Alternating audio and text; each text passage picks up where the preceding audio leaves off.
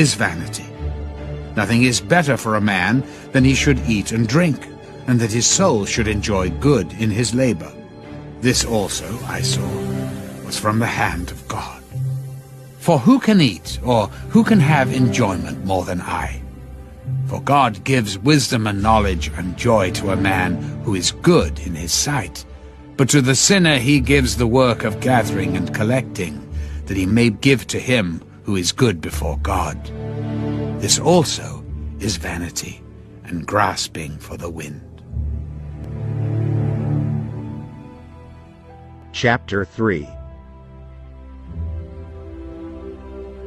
To everything there is a season, a time for every purpose under heaven, a time to be born, and a time to die, a time to plant, and a time to pluck what is planted, a time to kill, and a time to heal, a time to break down, and a time to build up, a time to weep, and a time to laugh, a time to mourn, and a time to dance, a time to cast away stones, and a time to gather stones, a time to embrace, and a time to refrain from embracing, a time to gain, and a time to lose, a time to keep, and a time to throw away, a time to tear, and a time to sow, a time to keep silence, and a time to speak, a time to love, and a time to hate, a time of war, and a time of peace. What profit has a worker from that in which he labors? I have seen the God-given task with which the sons of men are to be occupied.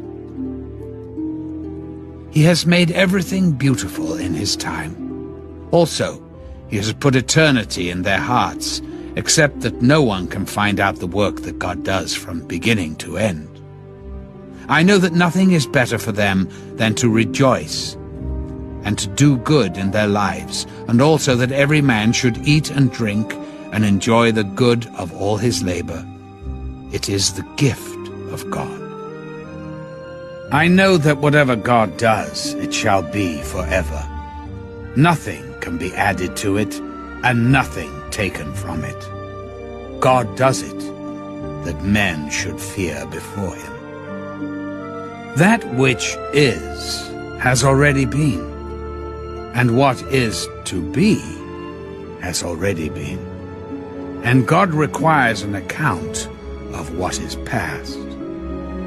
Moreover, I saw under the sun, in the place of judgment, wickedness was there, and in the place of righteousness, iniquity was there.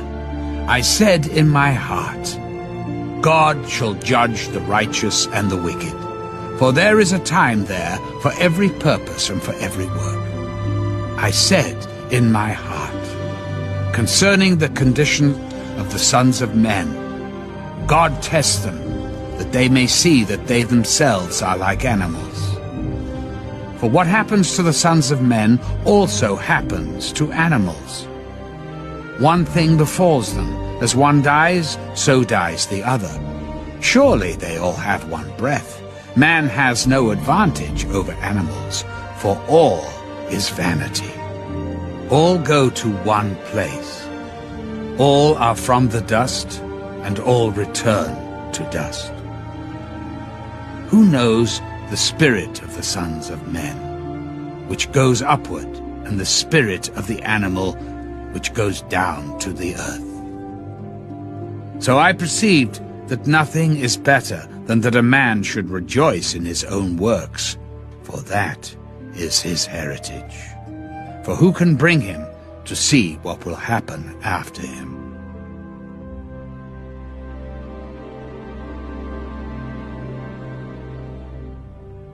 Chapter 4. Then I returned and considered all the oppression that is done under the sun. And look, the tears of the oppressed, that they have no comforter. On the side of their oppressors there is power, but they have no comforter. Therefore I praise the dead who were already dead, more than the living who are still alive. Yet better than both is he who has never existed, who has not seen the evil work that is done under the sun. Again, I saw that for all toil and every skillful work a man is envied by his neighbor. This also is vanity, and grasping for the wind. The fool folds his hands and consumes his own flesh.